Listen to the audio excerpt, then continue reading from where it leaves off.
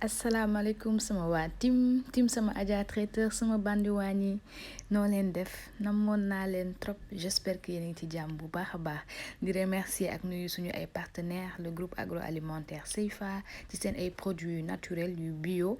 neex sell yomb neex a utiliser tey nag dañuy dem Côte d'Ivoire indi leen benn plat bu sénégalais yi bëgg muy attiéké mais tey poisson lañ ko defaree pour réaliser ko c'est très simple gis ngeen ni ñu ngi am suñu ay jën ay sompat yu rafet lañ am yu baax yu yam waaw du yu ndaw yu yam la ingrédients yi tomate dañ ko dagate gis ngeen dagate yu sew day dem ci sauce bi poivron vert comme neex nga def rouge aussi soble pour bu ñuy togg après sauce tomate bi la tomate fraîche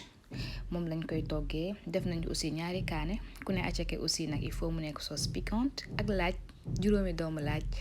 soble aussi daggate nañ ko ba mu sew daggate yi sew nag parce que dañ ko war a mariner ak citron ba mu dee donc na daggate yi sew ndax mu neex a lekk à côté yi ni ngi gis attiéké bi moo nekk nii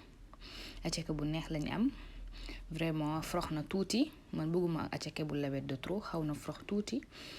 citron ku ne attiéké ne citron donc def nañ 4 doomu citron yu mag bu doyul ñu dolli aloko comme accompagnant vraiment attiéké sans aloko c'est pas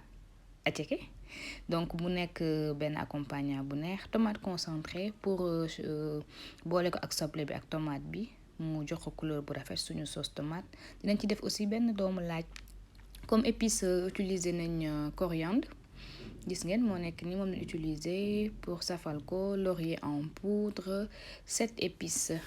à côté ñu ngi am piment am poivre laurier la dama ko commencé woon sotti après ma ne xaaral ma teg pot bi donc yi dañ utiliser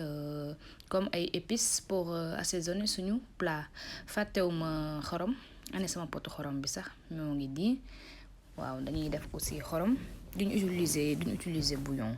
dañuy def ay épices ak sel il faut manger naturel donc suñuy ingrédients moo ngi nii pour ñu mën a réaliser suñu recette donc dama ñëw mariner soble bi mu teel a dee donc dama ñëw jël sama bocal bu yaatu daal ci sotti soble bi namoon naa leen nag vraiment ça fait longtemps que dugal ma vidéo yi mais nekkoon ci activité xam ngeen nag liggéey beeg yooyu xawoon jàpp mais sama xel da daan nekk ci yéen tout le temps maa ngi nii ñëwaat naa di leen proposer ay recettes ñu koy partager yu simple yu gaaw yoo xamante ni presque matériel yëpp dinañ ko am suñu kër du compliqué te buñ ko toggee dina naturel du bëri diwlin tomate bi du bëri feu doux comme d'habitude sama bandi waañ yi xamante nañ je suis de retour donc là dañu ñëw jël tomate bi ñu daggate woon daal di ko ci ñëw def daggate woon nañ 3 poivrons ak 4 tomates fraîches ku bëgg sa légume du ëpp nga daal di yokkaat sa tomate ak sa poivron mën nga ci def aussi poivron rouge ak jaune juste que moment bi ma koy defar aw ma ko woon sama frigo donc là ñu daal di mélanger kaane bi bu mag bi laa jël daggate ko ba mu sew da koy neexal parce que sauce bi il faut mu xaw a piquante tuuti bugguma kaani mais quand même nag sauce attiéké dinaa ko xaw a kaani tuuti rek bu fekkee nag ay amateur ngeen comme ñag yi comme on le dit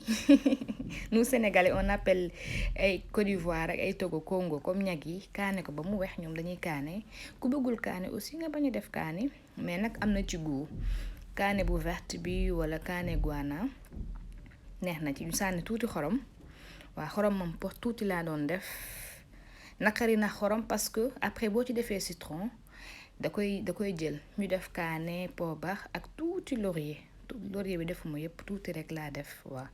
gis ngeen matu sa kuddu bu ndaw daal di yëngal donc je disais que sauce bi il faut nga yëngal di xorom parce que naturellement boo toggee mu saf xorom dañ lay wax ne nga def ci citron dafay atténuer goût xorom donc sauce boo xamante ne base bi tamit citron la dina naqaree xorom normalement liñ ci doon def boo seetloo di nga def plus parce que lingom bi day rey xorom bi mais da ngay ñam ci dolli def naa ci aussi tuuti 7 épices pour relever goût bi c'est au choix kum neex nga def kum neex bul def donc neex na ci nag quand même je dis mais pas lu bëri tuuti laa def juste pour goût yi jaxasoo après da ngay am benn goût bu neex léegi nag ñu ñoo def suñu citron am na ñu koy defee ndox limon mais comme am naa citron sama frigo citron bu dijji mu def ko citron bu naturel donc pàccal naa ci ñaari doomu citron bi j'avoue que aussi dafa am ndox gis ngeen laa damay ñëw jël ñam bi ci biir xoos ko ci aussi da ciy neex citron bu neex laa amoon bu am doom bu am ndox plutôt ku mu neex aussi mën nga ko defee ndoxu limon. Donc ma daal dinaa sama ñaari doomu citron. Sauce bi c'est bon pour la santé en général ñi régime dañ koy def parce que éléments yëpp c'est des éléments crus am na légumes ku mu neex nga def ci concombre aussi am na ñu ciy def concombre c'est au choix. Donc ça dépend ci nit ki lu ko guwam may rek ak lu mu bëgg nga def ko. Donc attiéké nekk plat boo xamante ni ñi régime mën nañ ko def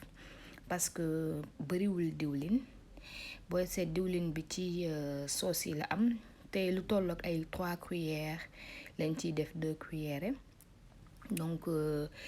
éléments yi c'est naturel c'est bon pour la santé citron bi baax na ci santé légumes yi mi ngi ci jën bi c'est très conseillé pour ñuy def le régime donc daa mu nekk plat bu neex waa togg nag des fois da ngay jël oto maa yeeg avion dem ci beneen pays découvrir ay repas yoo xamante ne c'est très agréable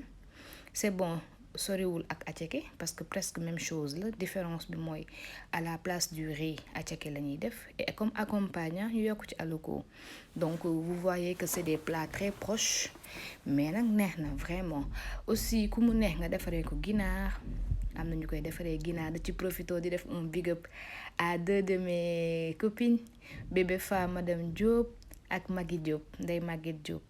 ñooñu moom c'est des amatrices de attiéké waaw bi ma koy togg sama xel ci ñoom la dem oo naa leen envoyé leen ay message yàkkal leen ci sama attiéké bi donc ñoom bu doon ñoom la moom attiéké poulet la ñuy jël donc attiéké poulet am na ku mu neex nga defar sa yàpp boole ko ak moom ku mu neex nga defar sa jën donc moo ngi nii suñu sauce def nañ ci suñu citron ba pare def naa ci tuuti diwlin peut-être luy tolloo ak ñetti kuddu yu mag wala ñeent dafay rey soble bi diwlin bi non seulement da ko jox texture bu rafet day tax mélange bi gën a yomb mais aussi day participer ci lii rey soble bi parce que soble bi il faut mu dee gis ngeen ñam naa maa ngi dolli xorom parce que def naa xorom mais saful citron bi dafay atténuer gu xorom bi te sauce bi aussi pour mu neex il faut non seulement mu piquante ingrédients yi génn ci mais xorom bi aussi da koy génne carrément donc ñu mélanger ba mu jaxasoo daal di koy bàyyi au repos soble bi daal di dee donc mi ngi nii moom lañ njëkk a defar parce que duñu bëgg carrément buñ koy lekk soble bi dee duñu am benn problème duñ ko yëy mu yéeg suñu bakkan yi wala suñu bët yi di jooy. def naa ci aussi vinaigre waa tuuti rek lu tolloo peut-être kuddu bu mag c'est au choix neex na ci j'avoue que neex na ci trop man dama koy def sama c'est bon damay boole citron ak vinaigre mais vinaigre bi tuuti rek lay def donc neex na ci trop donc ñu mélanger yëpp ñam xorom bi léegi nag ce qu'on va faire mooy dañ koy bàyyi ni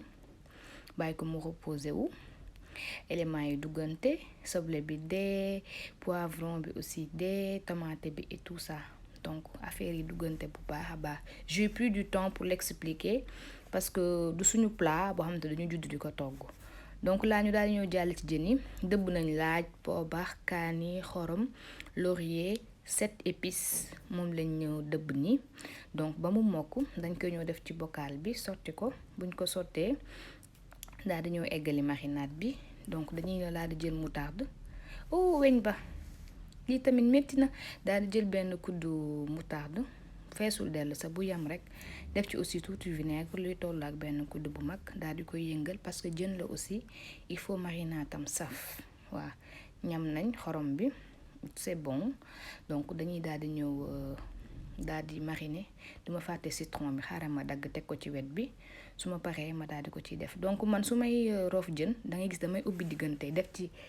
marinade bi du ma ñëw nag raay jën bi ci kaw parce que ci biir du saf damay njëkk a def ci tray yiñ dagg ba mu fees doo ko raay jën bi ci kaw c'est très important parce que jën dafa lawet dafa gaaw ëlbati xelu nit donc da ngay defar sa marinade bu neex nga roof ko bu baax diggante yi nga def ko après doo ko raay ci kaw teg mais bul ñëw rek jël marinade bi raay ko ci kaw donc diggante yi nga dagg bu xatee nga yokkaat ko ba njëriñ la am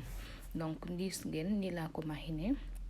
ku mu neex nga saaf ku mu neex nga lakk mais man dama jël sama mool def ci tuuti diwlin gis ngeen daal di ci teg samay jën daal di mujjee citron bi ci kawam daal di def citron ci kaw jën yi ak ci place yu vide yi nga xam ne su ma ko dugalee ci four bi tàngaay bi su ko jàppee dina laal suufu jën bi. léegi nag duma sànni aussi xottu citron bi dama ko jël nànk teg ko ci wet bi